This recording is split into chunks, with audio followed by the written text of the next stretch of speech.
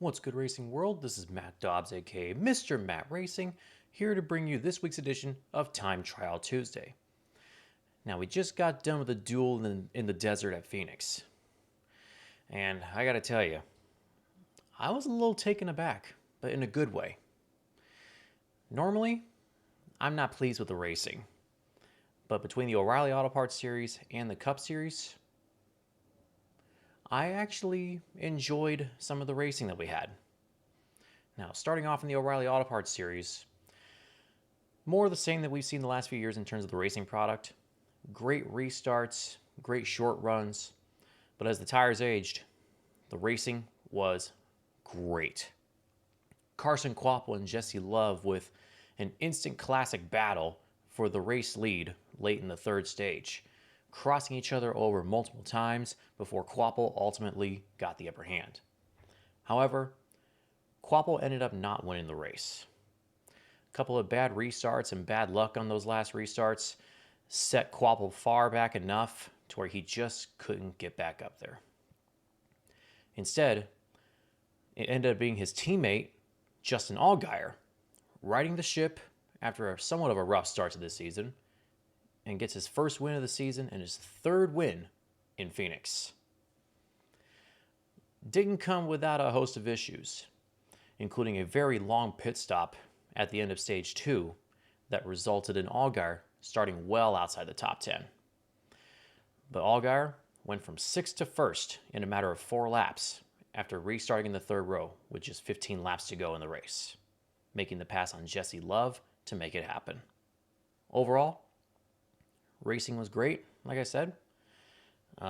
Bad luck for Joe Gibbs Racing, however, as 3 of their cars get wiped out in one wreck with 20 laps to go. William Sawalich, Brandon Jones, and Taylor Gray. And I was actually very surprised that William Byron was really not a factor in terms of trying to fight for the win. I mean, the 88 never really showed race-winning pace throughout the race and was just kind of there. I mean, top 10 speed, yes, but just couldn't really get any further up than like 4th. And as for the Cup Series race, that's where I was a lot surprised by. A lot of surprise comes from the way that the pack was racing each other and how traffic was as opposed to years past. We saw the 750 horsepower package on an oval short track for the first time.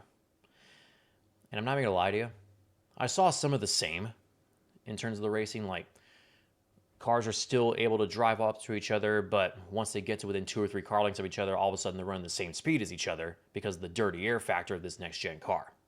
That part I still do not like. But what I did like, aside from the restarts, is the drivers, as the run got longer, were able to search around the racetrack and run 2 to 3 different grooves throughout the entire run, as opposed to everyone being pinned on the bottom or up at the top for the entirety of a run. But what I think is a big joke was the tire wear. It ended up being another one of those tire survival races just because of the fact that these drivers, for the most part, couldn't go more than 25 to 30 laps without tires failing left and right. We were seeing tire failures throughout that race at such a quick rate you could compare it to a Mario Party minigame on a 1v3 on an easy difficulty. It was that bad. There was one run where I saw 3 or 4 tires going down under caution, nonetheless. Kyle Busch had a tire go down under green. Shane Van Gisbergen had a tire go down the exact same lap. And then under caution, we saw Michael McDowell have a tire problem under yellow. Connor Zilic had a tire go down under yellow. I mean, it was all in such an instant. It's like, what are we doing with these tires? Like, why are we doing tire survival races? Personally speaking, I would place blame on the increased horsepower with this car because we didn't see problems like this last spring. We saw tire problems back in the fall race during the championship race, but that was just because they tried to bring a different tire. Now they bring a tire that looks similar to that, but they increase the horsepower. And usually when you increase the horsepower, that leads to more tire wear, more of an ability to burn the rubber off.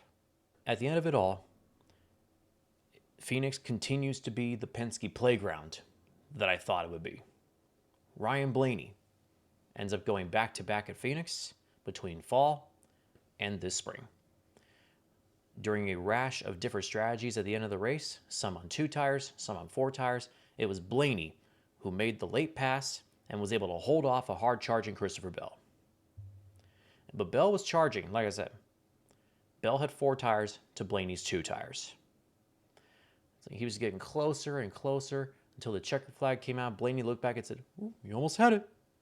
You got to be quicker than that." Overall, without the tire failures, this is a better Phoenix race than I've seen in the last handful of years, especially with the next-gen car. A lot of carnage throughout this race, however, between restart wrecks and tire failures. Yeah, Phoenix brought it all this weekend. But I want to know what you think. What did you think about Phoenix this past weekend? Did you like the racing? Did you not like it? Less carnage? More carnage? What's your preference? But that's going to do it for today. Leave a like, comment, share this video, subscribe for more content.